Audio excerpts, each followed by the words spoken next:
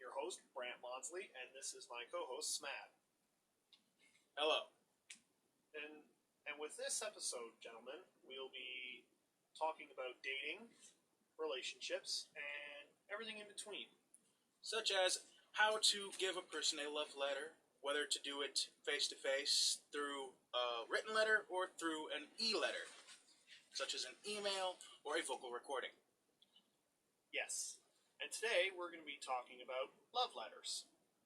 Now, everything nowadays is done by emails, texting, Facebook, Twitter, pretty much the internet altogether.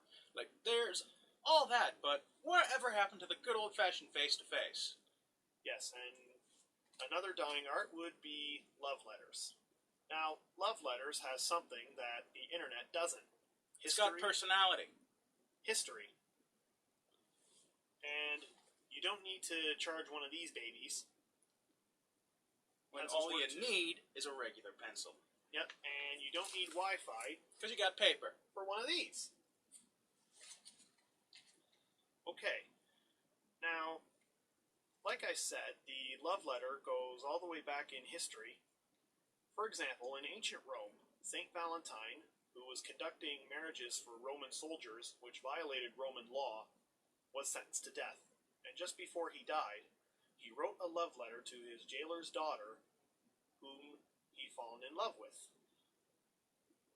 Do you have anything you'd like to add? Well, I would say it sounds a little like Romeo and Juliet. Now, some advice on writing a love letter.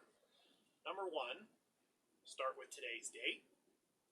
Number 2, you can write something that makes your letter unique. It can be to my dearest or to my love. Number 3, in the letter, express your true feelings. Because if you don't, then it's just not going to come across properly. I apologize for that. And trust me, ladies love a guy who can express his true feelings. Brant here knows from experience. I rest my case. Number 4, talk about a memory you had, like when you first met, your first kiss, that time you went to the beach, whichever. Exactly. If the more you can remember, the better it will be. Oh, yes. Just don't go overboard. Yes. Because there is such thing as too much. Yes, and if you have your own unique handwriting, that's good. It will make it even more personal, which is even better. Yes, and you can even print if that works. And another, number 5, you can write love always or sincerely, stuff like that. And then write your name. And I mean your name. Don't put your name on the paper. Sincerely, your name. This is from your name. Then she's going to be like, what? I know, right? I know. It'd be so weird. All right.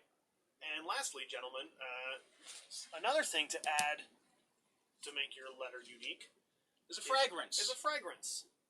But don't do too much, because some people are allergic, and you've got to be very careful. For example, like me, I can't handle too much, so it's got to be like a small amount.